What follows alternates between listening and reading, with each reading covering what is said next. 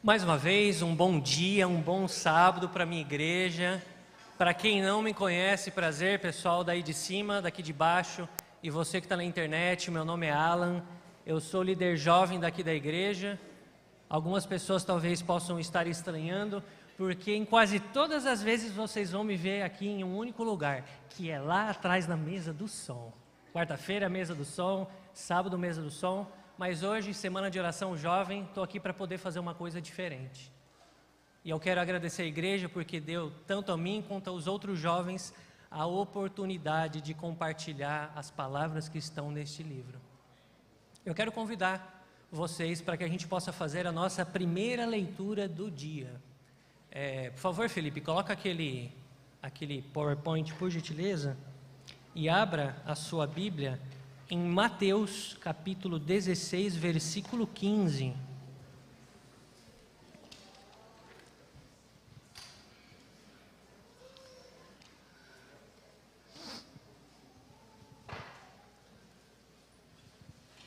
Mateus, capítulo 16, versículo 15, assim diz: E vocês, perguntou ele, quem vocês dizem que sou eu? A gente conhece muito bem esse diálogo, é Jesus ali conversando com os discípulos, e a gente sabe o que se sucede depois, mas a pergunta deste dia é: quem as pessoas dizem que Jesus é? Se a gente fosse agora no meio da rua, por todo o Brasil, um país que se diz cristão, o que as pessoas diriam? Quem é Jesus? Aí na mente de vocês, se vocês precisassem responder, quem é Jesus? E por incrível que pareça, nós temos esse livro aqui, nós temos mais de 2000 anos de história da cristandade, e nós veríamos inúmeras respostas. Nós ouviríamos, por exemplo, que Jesus era uma pessoa sem preconceito, ele era diferente dos religiosos da nossa época. Jesus era uma pessoa que amava todos. Outros vão dizer que Jesus é aquele que distribui as bênçãos, é ele que vai fazer com que eu alcance aqui o meu sucesso. E no meio de tantas respostas, é comum a gente ver que acontece uma coisa. Muitas dessas respostas serão uma grande caricatura. O meu irmão mais velho, que vocês já tiveram o prazer de receber aqui, dentre os muitos dons que ele tem, ele gosta de desenhar, assim como o meu avô. E eu acabei conhecendo um artista da minha cidade natal, Caraguatatuba, ele se chama Macedo. Ele é um ótimo caricaturista. E para quem nunca viu uma caricatura, infelizmente eu não coloquei aqui na apresentação, mas uma caricatura é um desenho em que existe uma deformação da realidade. Então ele vai olhar para você, vai pegar ali as suas características e vai ver no rosto do Alan, no seu rosto, quais são as características que mais estão acentuadas. Então vai colocar ali uma pessoa com um narigão, vai colocar uma pessoa olhuda, beiçuda, nariguda, cabeçuda, tudo de acordo com as suas características. E eu percebo que hoje, nós, e eu não estou falando nós pessoas que estamos aqui, mas nós como cristãos, nós como brasileiros, nós temos feito isso com a pessoa de Jesus. Jesus, ele virou um item de prateleira. E a gente vai lá, né, na seção dos chocolates, eu gosto de chocolate, você vai querer o quê? É um chocolate da Nestlé, mas no caso é com Jesus, né? Você vai querer que tipo de Jesus para poder aquecer o seu coração? É o Jesus ali político? É o Jesus cool, né, que não condena, está ali? Mas esses Jesuses, se é que a gente pode colocar no plural, eles são apenas ídolos. E a gente sabe que o ídolo ele é feito para quê? Para que o ídolo não condene, ele vai de acordo sempre com o que a gente está querendo fazer. E o meu convite hoje para a gente é que a gente abra a nossa Bíblia, onde leremos algumas das características de Jesus, para que no final de tudo a gente possa saber quem é o Jesus das Escrituras. E na primeira passagem, para a gente poder ler sobre isso, abram, por favor, em João, capítulo 8, dos versículos 1 a 11.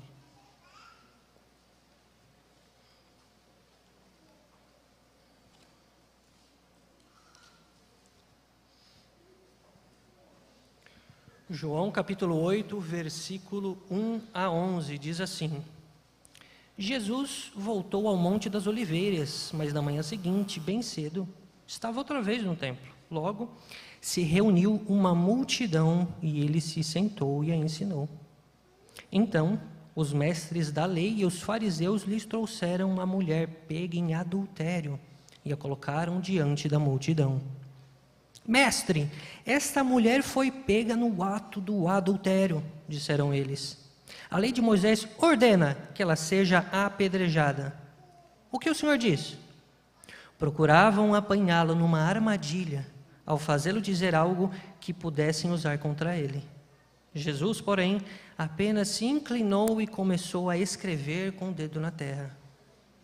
Eles continuaram a exigir uma resposta, de modo que ele se levantou e disse: aquele de vocês que nunca pecou, atire a primeira pedra. Então inclinou-se novamente e voltou a escrever na terra. Quando ouviram isso, foram saindo, um de cada vez, começando pelos mais velhos, até que só restaram Jesus e a mulher no meio da multidão. Então Jesus se levantou de novo e disse à mulher: onde estão os seus acusadores? Nenhum deles a condenou? E ela respondeu: não, Senhor. E Jesus disse: eu também não a condeno. Vá e não peque mais. A lei aqui era clara. Lei de talião aqui. Foi pego em adultério, morreu. Ainda por cima uma morte dolorosa. Eu fico imaginando como é que não deve ser você morrer de tanto levar pedrada. É um meio tortuoso de você acabar morrendo, né? Uma pedra bate no seu peito, outra pedra bate no seu braço, uma bate na sua cabeça. E era isso que ia acontecer com aquela moça.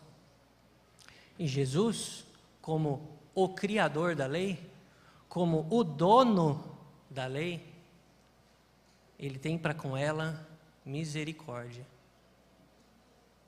E perdoa. Ela estava errada, mas Deus perdoa. E quão difícil é para a gente perdoar. 70 vezes 7, já disse Jesus. Quão difícil é de verdade perdoar. Apesar de eu estar falando isso daqui, eu, assim como vocês, eu sou um ser humano, eu tenho os meus momentos, vocês também. Quão difícil é, quando o calo aperta, a gente ser misericordioso com a pessoa que está ali do outro lado. Teve um caso recente que mexeu muito comigo e me deixou muito revoltado. Eu não sei quantos de vocês acompanharam, que foi um caso de um adolescente em que ele sofreu agressões de outros adolescentes numa escola, pisaram nele enquanto ele estava no chão, ele quebrou costelas, ficou dias com dor, os médicos foram displicentes e o menino veio a óbito. Os adolescentes ali que fizeram aquilo acabaram fugindo, não se sabe onde eles estão. Aí o ponto é, eu sendo o pai e a mãe daquele menino, eu ainda não sou pai. O que eu tenho hoje é uma esposa e eu tenho um irmãozinho mais novo. Eu fico pensando, e se fosse comigo? Eu teria misericórdia a ponto de olhar para aquela pessoa e falar, eu te perdoo? É por isso que a gente precisa de Deus, né? Porque tem muitas coisas, e a maior parte delas, que a gente nunca vai conseguir realizar se a gente não tiver o Espírito Santo junto com a gente. E uma segunda característica de Jesus, Mateus capítulo 9, versículo 11. Mateus capítulo 9, versículo 11.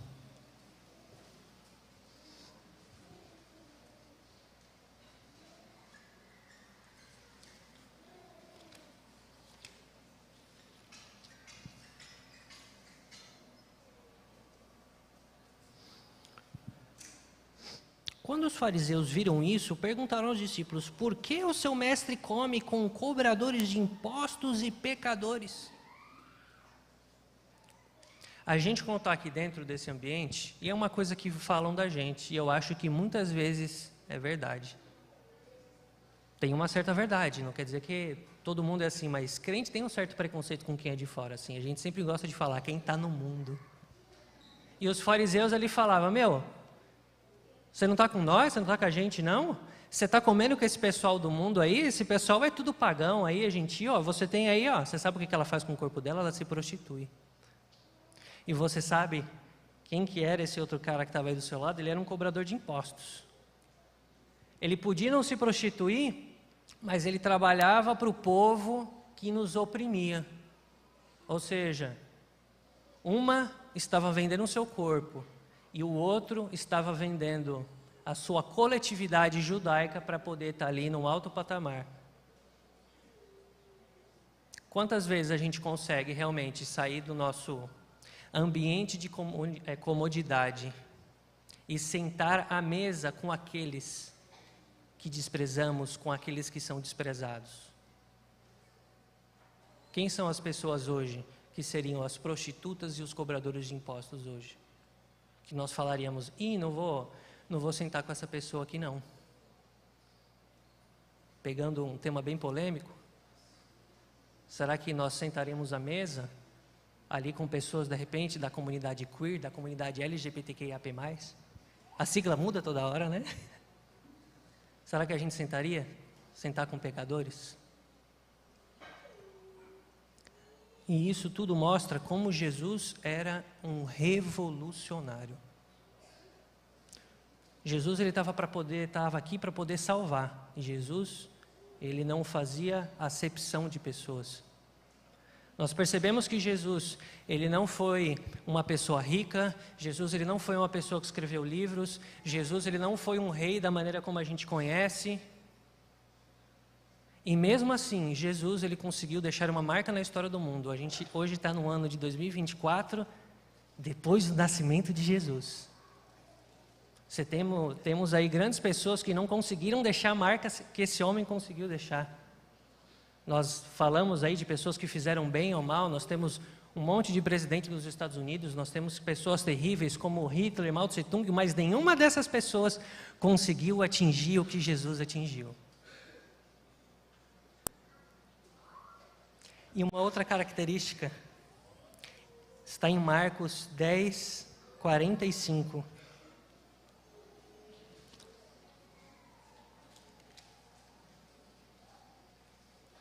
Marcos 10, 45. Pois nem mesmo o Filho do Homem veio para ser servido, mas para servir e dar a vida em resgate do homem. E a palavra da vez como característica é Jesus como servo. Eu sou uma pessoa que, desde menorzinho, eu sempre gostei muito de mitologia grega. Não sei quem aqui gosta. E assim, você percebe assim que cada deus ali na mitologia grega, cada um tem uma característica diferente, mas no final das contas, todos eles são limitados. Você tem Zeus ali, que é o grande deus do Olimpo, todo-poderoso, mas mesmo ele, se tiver uma briga ali, pode acabar levando uma surra. Nenhum dos deuses gregos, eles são eternos, eles tiveram um começo. Mas aí quando a gente olha para o Deus da Bíblia, nós percebemos que isso tudo muda. Nós estamos falando de um único ser que é. Eu e você estamos, mas Deus, Ele é. Deus, Ele não tem um começo, Deus, Ele não tem um fim, Deus, Ele sabe de tudo. E mesmo assim, Deus, Ele decide se tornar um humano, limitado, com pernas, com articulações. Jesus começou como uma criança, Jesus envelheceu, sentia fome.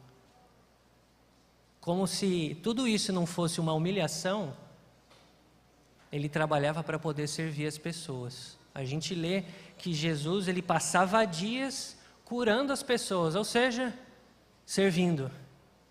Passava uma pessoa, qual que é o seu problema? O meu filho está endemoniado, o que está acontecendo?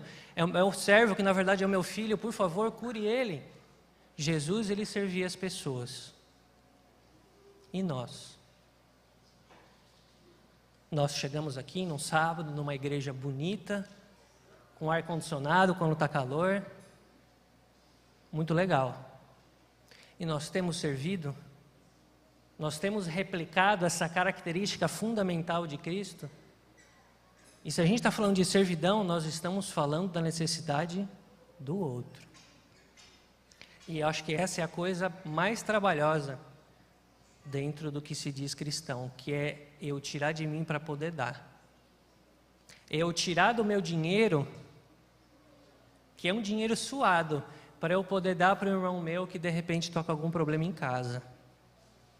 Eu, de repente, dar um pouco do meu emocional, que está super controlado, para poder conversar com um amigo que está com problema. Eu dar do meu emocional, que está super tranquilo, minha semana está tão boa, para poder ajudar um amigo que está num momento emocional, que inclusive a culpa é dele. Isso junta uma série de características. Cara, você está nesse problema, mas a culpa é sua, mas caramba, eu vou aqui me desgastar para poder te ajudar. Isso é ser um servo. E como última e característica mais importante de Jesus, nós leremos duas passagens bíblicas. Hebreus 7, 25.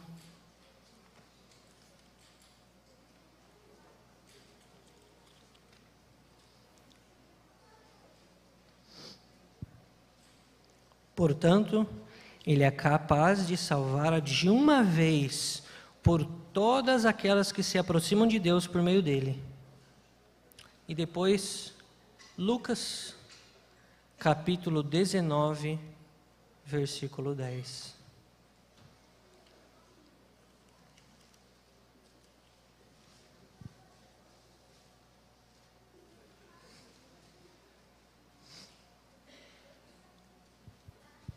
Jesus respondeu: porque o Filho do Homem veio buscar e salvar os perdidos.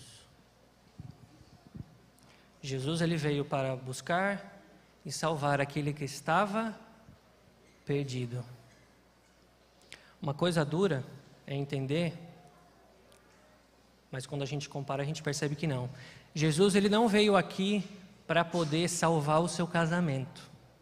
É complicado falar isso na frente da igreja, porque existem cristãos que não terão seu casamento renovado. Deus, ele não veio aqui para poder salvar, enquanto neste momento terreno, a vida de alguém que está enfermo. Eu perdi a minha mãe em 2016, ela tinha 57 anos de idade. Ela morreu, eu estava no meu último ano da faculdade e ela não viu eu me informar. Ela fez um baita de um esforço para eu poder conseguir me informar. E de certa forma está tudo bem.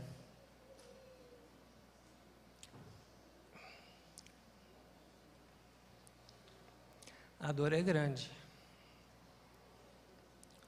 Mas muito mais importante que minha mãe, ela ter continuado viva, foi o que Cristo fez por ela na cruz. Jesus, ele não veio para essa terra para poder salvar as suas finanças. Não é obviamente fazendo uma apologia da pobreza, mas nós sabemos que os pobres estarão com a gente para sempre. Nós devemos ser servos e ajudarmos essas pessoas. Mas isso é algo que não vai acabar. Jesus, ele não veio para isso. Jesus, ele veio para quê? Para acabar com a morte.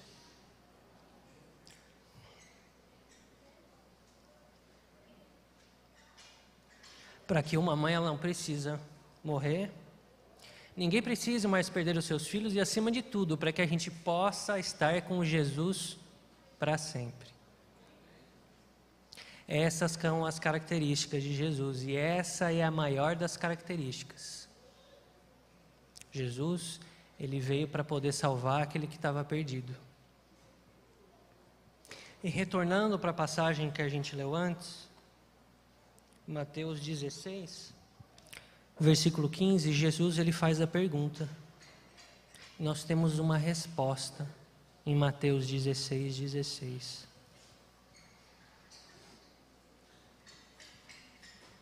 Simão Pedro respondeu: o Senhor é o Cristo, Filho do Deus vivo. Pedro respondeu isso tem um pouco mais de 2000 anos. E a gente ainda erra na resposta.